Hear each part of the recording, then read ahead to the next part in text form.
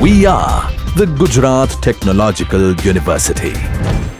Since its inception over a decade ago, GTU has been empowering young and curating minds to realize their true potential. Over 4 lakh inspired students are enrolled with one of the premier academic universities in India.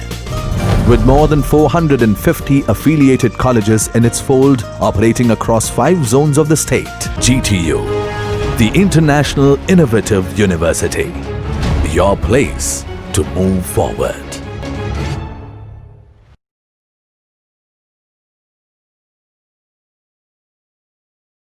Good morning, friends. Myself Kedar Vedika, and today I'm taking a lecture of industrial engineering, and which is related to the subject, which is related to the our chapter number 6, which is the inspections and statistical quality controls. And now the statistical quality control. Suppose you have to control your quality of your product with using the different kind of the statistical techniques, right? You have a two kind of the options. First with using the control chart, and second with using the acceptance samplings, right? And in the previous lectures we are discussing the chart for the variables. Now in this lecture we discuss the control chart for the attributes. Now we already discussed in the series of the lecture what is the meaning of the attributes, right? The attributes for the product, which is the kind of the things which is not measurable, right? You can just decide the quality of the product which is carrying in the certain area or not. If it is carrying in the certain area, that is accepted. If it is not carrying in the certain area, that is the rejected quality of the product. So as we already discussed in the sections of the variables and attributes, the attributes are those characteristics which cannot be directly measurable, right? We will discuss right that for such kind of the characteristics, like as a quantitative measures, like the defectives or the non-defective pitches are taken. So with using the control chart for the attributes, we have the two kind of the control chart, P chart and NP charts, and second which is the C chart and U charts. For our subject point of view, we have a very important which is the P charts and NP charts, right? So we start the discussions about the P charts and P charts and NP charts. So here you can see that the P is defined as the fraction defectives, right? P is defined as the fraction defective. It is the ratio of number of defective unit in each lot which is inspected to the number of unit in the lot. जो आपके पास total आपके पास एक पूरा lot है, उसमें lot में कितने units हैं, उसमें से कितने यूनिट है जो डिफेक्टिव निकले, which is called as a P, while NP chart is used for a number of defective in the sample.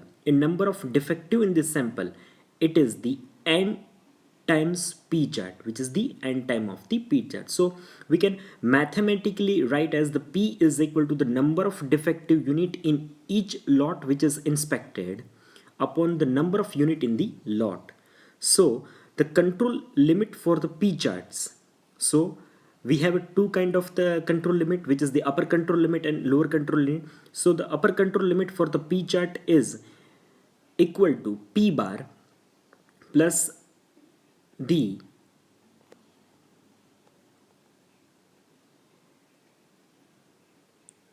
an under root of P bar in bracket 1 minus P bar upon N. Same like the lower control limit of the P chart, which is the P bar minus under root P bar 1 minus P bar upon N. So which is the control limit for the P. Now we have also the control limit for the NP charts. So same while you can see on your screen. So with using that kind of the equations, you can also find out the upper control limit of NP charts and upper control or lower control limit of the NP chart. The equation which is more or less same for upper control limit, that is the plus NP plus, while for lower control limit, that is the NP minus, right? Whenever the subgroup size is variable, the P chart is used. When your subgroup size which is variable, the P chart is to be used. However, when the subgroup size is constant, the NP chart is used, because you have equations, right? Like that, when we can use the P chart and when we can use the NP chart. Whenever your subgroup size is fixed, we can use NP chart. When it is variable, that at that time we can use the P chart. So next discussions about the C chart and U chart. The C chart is the chart which is drawn for number of defects per unit. हम लोग C chart कब use कर सकते हैं? ताकि C chart हम लोग तब यूज कर सकते हैं जब हमें फाइंड आउट करना है कि एक यूनिट के अंदर कितने डिफेक्ट है. Per unit can be number of product from one machines or one complete unit. The C chart, which is the average number of defect, is to be calculated like the mathematically. So C chart, which is the total number of defect in all sample upon total number of sample which is inspected. Same like that, we can also find out the control limit of the upper control limit of the C chart, which is the C bar plus thrice root of the under root C. Same, we can find out the lower control limit of C chart. U chart is also used when the sample size is varies from the sample to sample. Like, are you getting my point? U chart is used when the sample sizes varies. Your sample sizes varies from sample to sample. At that time, we can use the U chart. So mathematically, U chart is the number of defects in a sample upon the number of unit in a sample. Same like you can see on your screen how to find the upper control limit of the U charts and how to find the lower control limit of the U charts. So now we discuss the one of the example of the P and NP charts. In your screen, you can see that the you are showing one example, which is the bulb manufacturing company who is taking a data of the 12 days, right? We have to draw the P chart and express the opinion, the process which is based on the charts.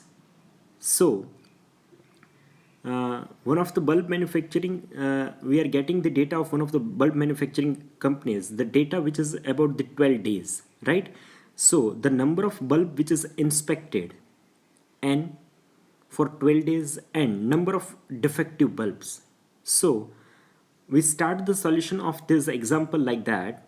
So here the total number of bulb, which is the total number of bulb, which is the N of the total, right? Total number of N, which is the N, which is the 1067.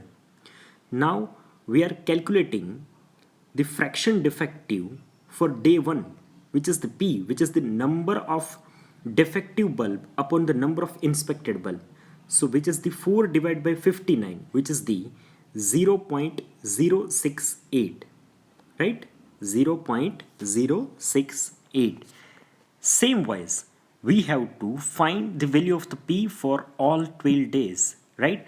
Now we are discussing which is about the second days. So the P is equal to the number of defective bulb, which is the number of defective bulb, which is the 12, right?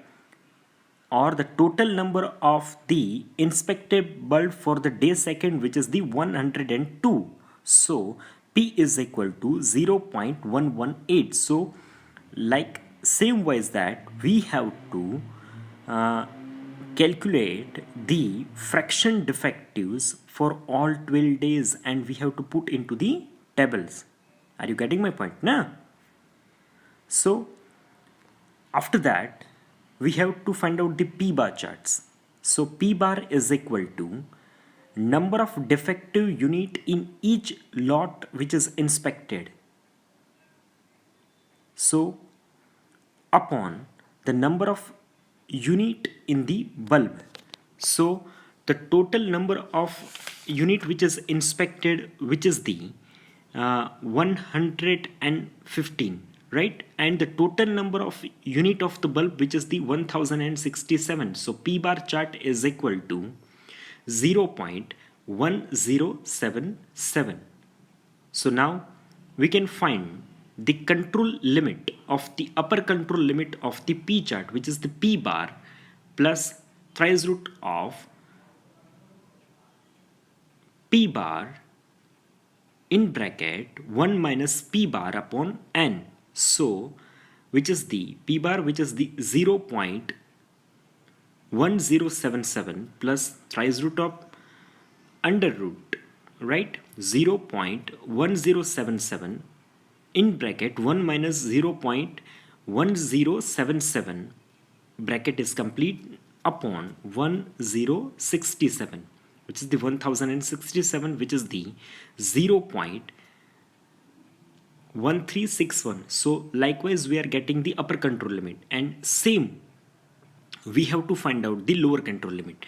And now we have to plot the graph of upper control limit and lower control limit.